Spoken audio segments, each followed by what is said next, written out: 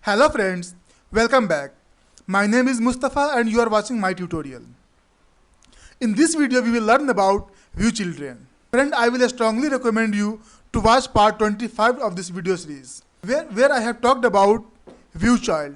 If you watch that video, it will be much easier for you to understand this video. I will provide link in the description below. So what is View Children? Unlike View Child, View Children decorator is used to access multiple elements. Its return type is query list. So what is query list? That also we will see in this example. Query list is just a name for an object that stores a list of items. The query list will always be updated whenever any child item added, updated or removed from the HTML DOM. Let's flip to Visual Studio Code. This is the same project we worked in the previous demo where we talked about View Child. So let's run this application and flip to browser. And here you can see that I have a text box and a show name button. So as of now, if you see in the app.component.html, I have only one input element and reference of this template is first name. As of now, we have only one element.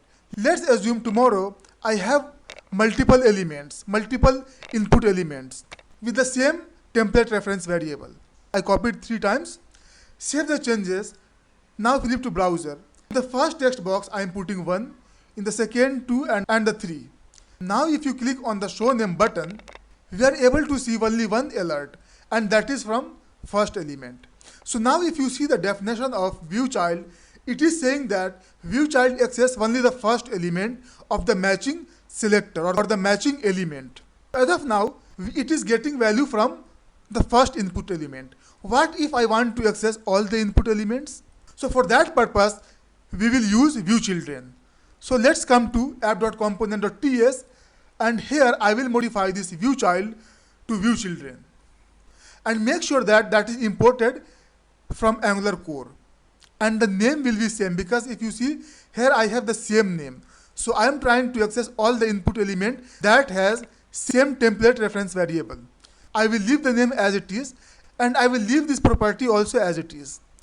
This is not a single element. This is going to return us a multiple element. And this is where I will use query list. Make sure that query list is imported. Now that I have achieved the first step. The second step is that I need to loop through query lists.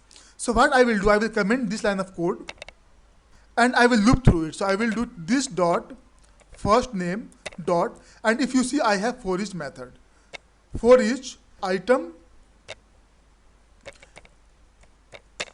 and here I will do alert item dot if you see I have native element dot value.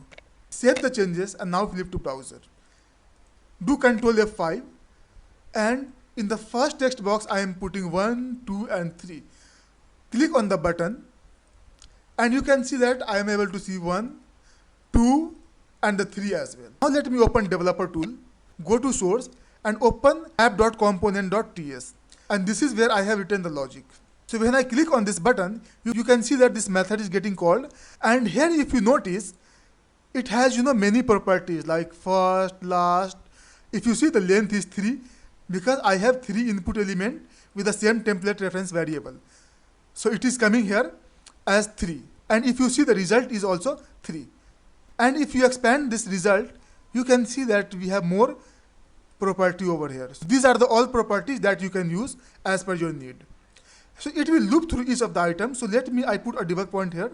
So let me do F10 and you can see that we are able to see the value. So I will just delete this breakpoint and run this application. Now you saw that how easily we are able to get all the element using the View Children. So let me modify this code. Instead of View Children, I will do View Child. And now see what is happening. Save the changes and come to browser again. Put some value. Click on show name button. Now you can see that when I click on that, nothing happens. If you see here, this first name do not have for each. Why? Because for each will only be available when we use View Children. In the View Child, you see it is coming as undefined because as we know that View Child gets only the first matching element. That's why we will not be able to see for each loop. So now let me comment this line of code and uncomment this one. And view child is going to access single element, so this query list is not required. So I will remove this one also. And now you can see that when I run this application, I should be able to get the first element only. And here we go. So I hope now the concept is clear that what actually view children and the view child is. View child access only the first matching element. However, if you are using view children, you can access all the matching elements. Now let's extend this example. I will delete all the code I have here. I will delete this one as well. And I will delete all the input control as well. So what I am trying to do now I have a child component. And in this child component, I have a selector, this child selector. So I will use this child selector in the app component. And I will remove all the method that I have here. I will leave this title property only. So let me use this child property 3 times. So what I am trying to achieve here, when I click on this button, I want to access this child component multiple times using the view children. So I will show you how we can access that. So for that we will use view children, and here I will use this child component name. And I will give property name as child.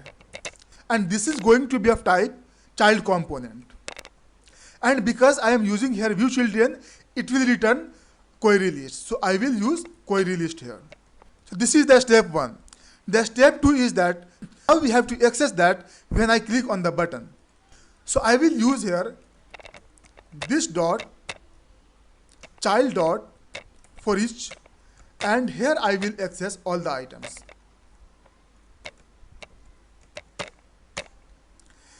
And here I will use this item because each time it will loop, I will get all the items one by one in this variable. I will use item dot title. Title, you see, this is declared in the child component. If I change title 1, now you should be able to see title 1. Now you can see title 1 is coming. And I will do alert. Save the changes and flip to browser. So as of now, this text box is not required. I will simply remove that. So this is already removed. Changes are not reflected on the UI. So do Control and F5.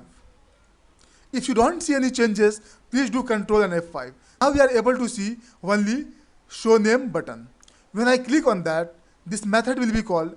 So it will loop through all of the child element and will display the title. 1, 2, and 3. So now you saw that we are able to see this title 3 times. Why we are able to see this title 3 times? Because I am using this selector here 3 times. Let me do it only 2 times. Save the changes, refresh the page, and again click on the show name button. Now you will be able to see only 2 times. Here we go. Let me do it 5 times. Now we should be able to see alert message 5 times. So click on that. 1, 2, 3, 4, and 5. And now you can see that how we are able to access all the matching element using the view children. Here I would like to summarize that view child and view children work in the similar fashion. The only difference is that view child access only the first matching element. However, view children access all the matching elements. That's the only difference between view child and view children. This is also one of the frequently asked questions in the interview nowadays. If you have any question, please write below in the comment box. I will be happy to answer that. If you really like this video, please like, share, and subscribe. Thank you so much.